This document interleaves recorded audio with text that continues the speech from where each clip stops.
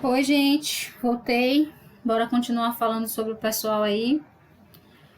Vamos continuar falando sobre cultura, vamos continuar tentando entender o que o professor Laraia está nos passando, nos dizendo. A gente já falou sobre essa explicação aqui, que ele usou palavras do professor Levi-Strauss. Agora, o homem sempre buscou explicações para fatos tão cruciais quanto vida e morte. Já falei, né? Isso aqui, na outra passada. Nem sempre as relações de causa e efeito são percebidas da mesma maneira por homens de culturas diferentes. E hoje, todos sabem que o homem só pode compreender o mistério da vida quando dispõe de instrumentos que lhe permitam desvendar o mundo do infinitamente pequeno. O homem tribal não possuía microscópios e teve que construir a partir de suas simples observações as teorias que durante séculos e ainda hoje têm a validade das verdades científicas. Vamos aos exemplos. Aqui, ó. Para os habitantes das Ilhas Trobriand, no Pacífico, não existe nenhuma relação entre a cópula e a concepção. Sabem apenas que uma jovem não deve mais ser virgem para ser penetrada por um espírito de sua linhagem materna, que vai gerar em seu útero uma criança. Esta criança estará ligada por laços de parentesco apenas aos parentes da jovem, não existindo em Trobriand nenhuma palavra correspondente à que utilizamos para definir pai, o pai. Oi, ó, o que a gente está vendo aqui? Que não existe relação para os trobriandes entre o sexo e a fecundação, o sexo e a concepção de uma criança. Eles sabem que é necessário que exista, que a pessoa não seja mais virgem, né? A jovem, a mulher não seja mais virgem. Mas quem tirou a virgindade dela, quem copulou com ela, não é o pai da criança, é apenas o companheiro da mãe. Vamos continuar. O homem que vive com a mulher será chamado pela criança por um termo que podemos traduzir como companheiro da mãe, mas não é pai dele. Esta ideia de reprodução sexual não impede que os habitantes de Trobriand notassem a semelhança física que ocorre entre a criança e o companheiro da mãe. A explicação encontrada foi a de que a criança convive diariamente com aquele homem e dele copia os gestos, o modo de falar, as expressões faciais, dando a ilusão de uma semelhança. Além disso, deve-se considerar que o limitado estoque genético de um grupo excessivamente endogâmico não torna tão relevante a identidade física. Vocês estão conseguindo entender isso, galera? Vamos tentar entender aqui, olha. Os trobriandes, eles não entendiam que o sexo é que causava a gravidez, como nós sabemos. A gente até sabe cor de ciclo menstrual, cor de quando é que tá, quando a pessoa tá fértil, quando a mulher não tá fértil. Sabemos, temos métodos contraceptivos, essas coisas todas. Mas os trobriandes não tinham. E aí, o que esse povo faz? O que esse povo, né, formulou para tentar da forma mais convincente possível explicar como que nascem as crianças, por que essas crianças nascem e por que essa criança, que apesar de não ser filha do marido da mãe, do companheiro da mãe, adquire características físicas, né, da mãe. Na nossa sociedade, a gente sabe que quando alguém tem características muito parecidas com a de outra pessoa que copulou com a sua mãe, ela é, na verdade, seu pai. Então, você tem a carga genética do seu pai e da sua mãe. Mas para os trobriand não existe pai. Existe a pessoa que abriu o caminho para o espírito da mãe, aqui, ó, para que o espírito da linhagem materna pudesse fecundar a mãe. Logo, essa mãe vai ser mãe solo, né? Vou colocar entre aspas, e esse filho vai ser só dela e da família materna dela. Então, essa criança não vai ter vínculo sanguíneo com a pessoa que copulou para que ela viesse a nascer. mas ela também não perde, né? Ela também adquire características do companheiro da mãe. Mas por que que ela adquire essa característica? Logo, quando isso começou a acontecer, os Trobriand precisaram fazer aí uma explicação, né? Precisaram criar uma explicação que pudesse ser convincente, né? Que pudesse ser minimamente compreensível a partir do que já estava acontecendo na realidade, a partir daquilo que era empírico. Então, se a criança tem hábitos iguais ao do pai, ao do companheiro da mãe, se ele anda, se ele tem expressões faciais, se ele parece, ele não parece de fato. Ele só parece porque, como ele convive, ele imita. E essa imitação faz com que a semelhança fique cada vez com mais ênfase, né? Que a semelhança fique cada vez mais nítida, mais próxima da pessoa que é o companheiro da sua mãe, mas que não existe pai nessa sociedade. Então, olha só, essa diferença, né, de sociedade. E aí, aqui no Brasil, o professor Laraia está falando que, por outro lado, os índios G do Brasil correlacionam a relação sexual com a concepção, mas acreditam que só uma cópula é insuficiente para formar um novo ser. É necessário que o homem e a mulher tenham várias relações para que a criança seja totalmente formada e torne-se apta para o nascimento. Ou seja, gente, para os povos indígenas do tronco G, não é só uma vez que a criança é feita. Não é só uma vez que o sexo é feito entre o pai e a mãe da criança que essa criança ela vai ser formada completamente. São necessárias várias relações para que essa criança seja feita de forma completa, certo? Totalmente formada e torne-se apta para o nascimento. O recém-nascido pertencerá tanto à família do pai como à família da mãe, já é diferente dos Trobriand. E se ocorrer que a mulher tenha, em um dado período do que antecede ao nascimento, relações sexuais com outros homens, estes serão considerados pais da criança e agirão socialmente como tal. Ou seja, se a mulher grávida, a indígena grávida, tem relação sexual com outras pessoas que não são o pai da criança, o primeiro homem que ela fez a criança, esses homens que copularam com essa mulher grávida, eles serão pais dessa criança também. E eles têm as mesmas responsabilidades, e aqui eu vou colocar entre aspas, que o pai de sangue, né? Que o pai que fez a criança. Eles têm a mesma responsabilidade, porque de acordo com a concepção G, né?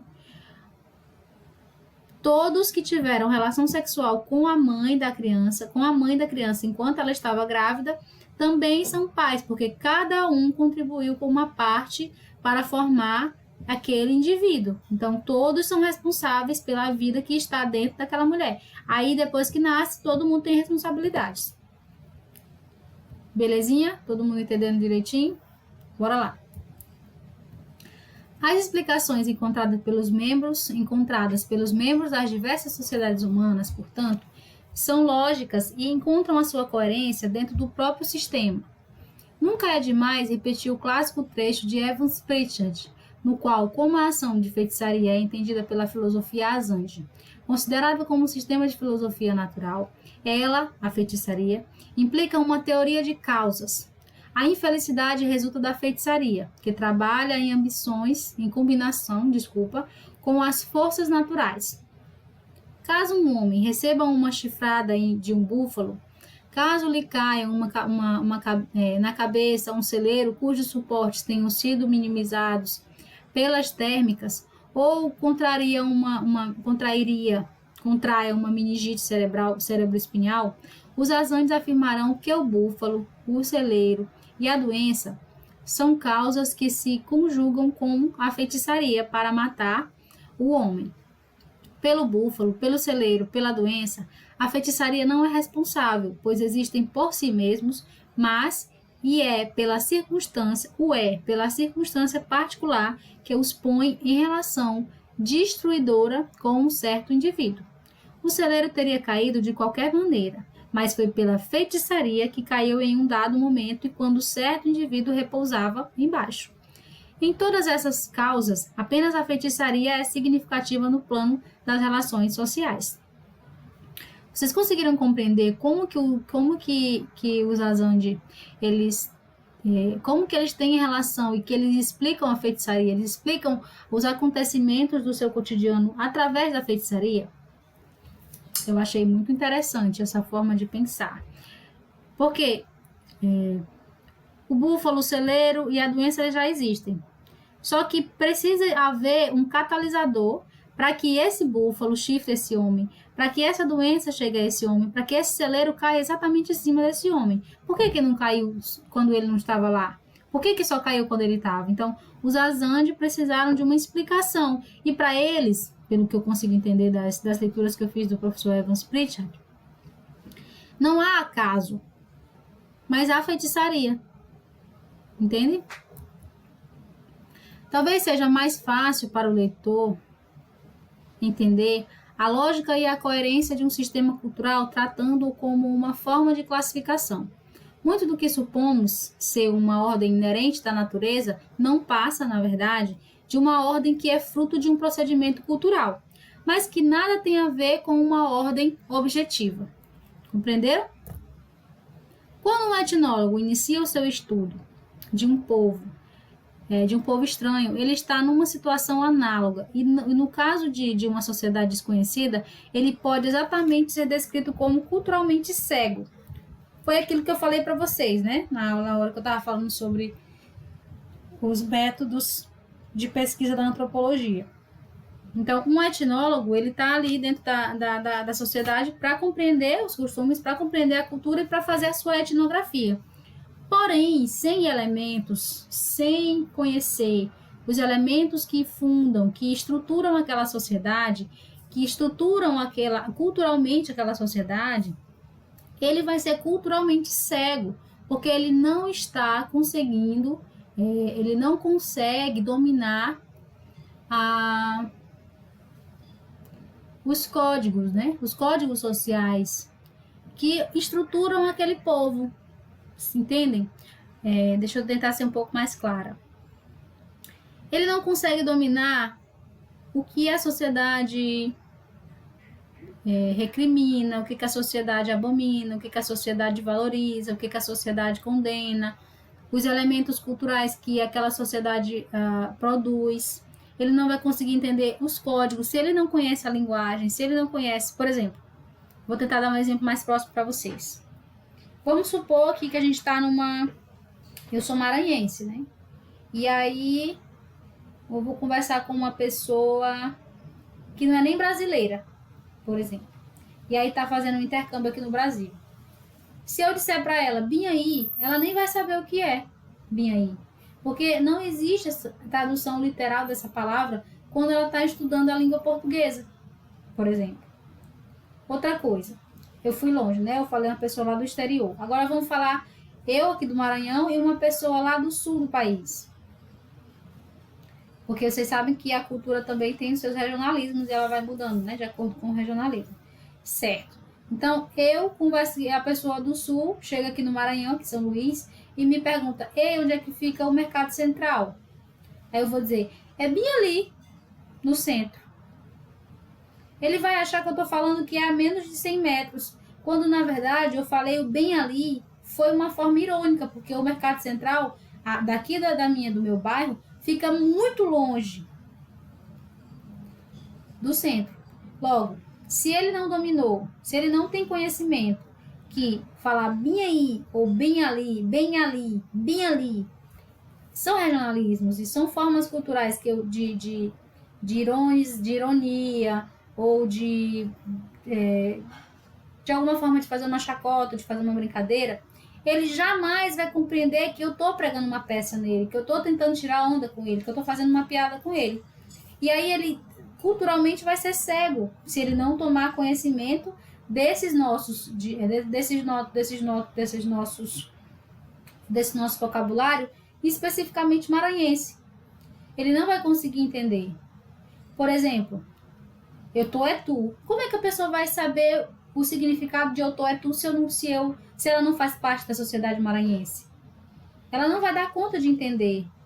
Porque eu tô é tu é uma frase completamente aleatória. Se não está dentro do contexto em que nós maranhenses usamos, ela fica sem sentido. Mas só quem sabe dar o sentido dela, quem dá o sentido para ela, quem sabe o sentido dela, somos nós maranhenses que operacionalizamos com isso, porque isso é uma expressão genuinamente maranhense e que foi criada aqui conosco maranhense, e que nós maranhenses que estamos aqui, a gente apreende essa forma, né, esses regionalismos, porque isso é o que forma a nossa estrutura enquanto maranhense, tá certo? Então, o etnólogo que não conhece as especificidades culturais do povo em que ele está estudando, da sociedade em que ele está inserido, que ele está fazendo o trabalho de campo, ele jamais vai conseguir, né, ter acesso às informações que ele precisa para construir o seu trabalho etnográfico. Então, ele é considerado culturalmente cego. Que todas as sociedades humanas dispõem de um sistema de classificação para o mundo natural, parece não haver mais dúvidas. Mas é importante reafirmar que esses sistemas divergem entre si, porque a natureza não tem meio de determinar ao homem um só tipo taxonômico. Por isso, o morcego é muitas vezes colocado numa mesma categoria com as aves, da mesma forma que a baleia é vulgarmente considerada um peixe. No norte de Goiás, uma dona de pensão nos afirmou que o rato era um inseto independente, impertinente. Constatamos então que, como inseto, eram classificados todos os seres vivos que perturbam o mundo doméstico. Vocês entendem? A moça falou, isso é um inseto.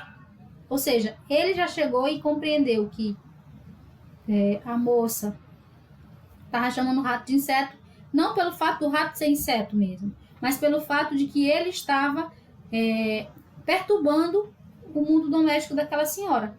Vocês conseguem entender a importância de compreender que a cultura, ela nos condiciona, ela condiciona a nossa visão de mundo e ela tem a sua própria lógica a partir dos indivíduos que a constroem. No próximo slide, né, na nossa próxima videoaula, a gente vai trabalhar e vai falar sobre o capítulo 5, a cultura é dinâmica. Nós vamos tentar compreender o dinamismo cultural e por que o nosso professor Laraia está nos induzindo a interpretar, né, a cultura desta forma, tá bom? Um abraço, até daqui a pouco.